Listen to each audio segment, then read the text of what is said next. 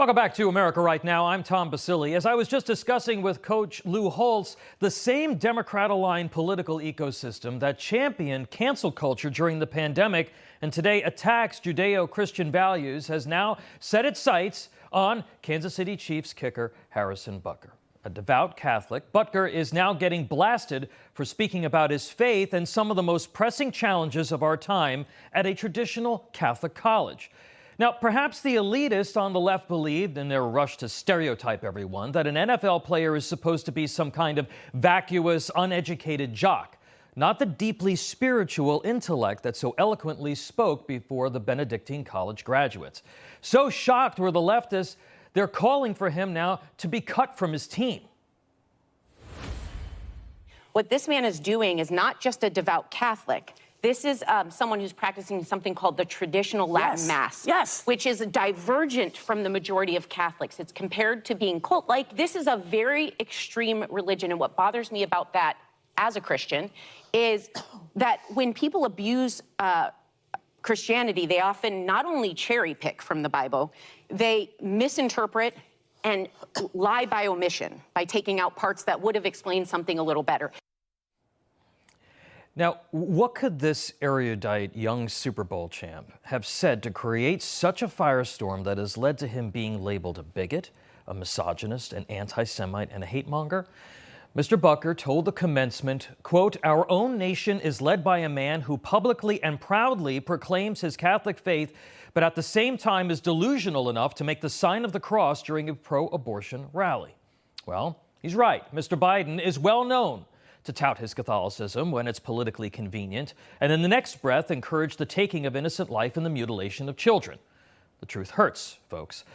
He went on to lambaste Catholics in public life who push degenerate cultural values and dangerous gender ideology. Watch. Important reminder that being Catholic alone doesn't cut it. These are the sorts of things we are told in polite society to not bring up. You know, the difficult and unpleasant things. But if we are going to be men and women for this time in history, we need to stop pretending that the Church of Nice is a winning proposition. He's right. The same goes for protecting American freedom and prosperity. If you're more of an apostle of cancel culture than the Constitution, you don't get America. Perhaps you don't want to. You don't understand it. Perhaps your motivation is disorder or something other than our own proven formula for greatness. Mr. Butker continued. The world around us says that we should keep our beliefs to ourselves whenever they go against the tyranny of diversity, equity, and inclusion.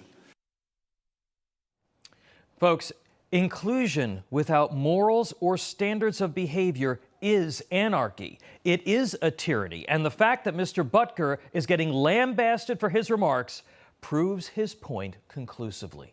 He also cautioned about the deadly kind of pride that has an entire month dedicated to it. In his words, this of course riled the LGBTQ industry, but was clearly in accordance with Catholic teaching. Pride is a deadly sin because instead of a God-centered pride, today people are proud of corporeal works and objects that often diminish the soul. Then Mr. Butker committed the cardinal sin against Democrats and the left. He told men and women to get married and have children, placing their, particularly for women, placing their dominant positions as leaders of our families ahead of a life focused primarily on careers. Because I think it is you, the women, who have had the most diabolical lies told to you. But it cannot be overstated that all of my success is made possible because a girl I met in band class back in middle school would convert to the faith, become my wife, and embrace one of the most important titles of all, homemaker.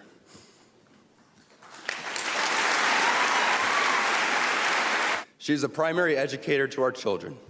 She's the one who ensures I never let football or my business become a distraction from that of a husband and father. Think about how tragic it is that cancel culture Democrats can't even embrace a successful young man giving all of the credit for his accomplishments to his wife. Folks, If titles and degrees and money really were the path to fulfillment, we'd be happier and more content than ever in our history. And the data says just the opposite. Mr. Butker isn't saying women can't have careers. He's making the point that the impact and the power of a mother and a wife can pale in comparison. He then sounded the alarm about the importance of fathers. Watch. To the gentleman here today, part of what plagues our society is this lie that has been told to you that men are not necessary in the home or in our communities. As men, we set the tone of the culture, and when that is absent, disorder, dysfunction, and chaos set in.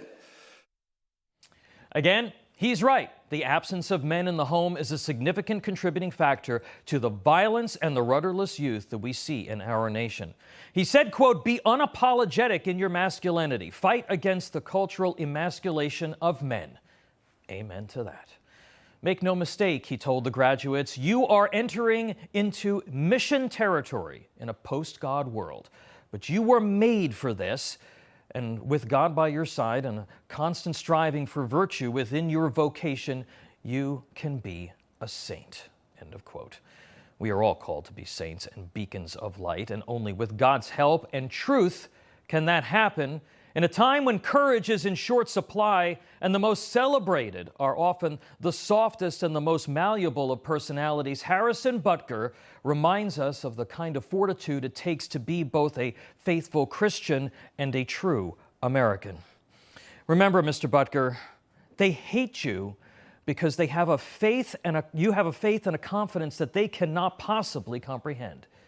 Their intolerance is exhibitive of everything they accuse you of being. Keep going. It's a badge of honor.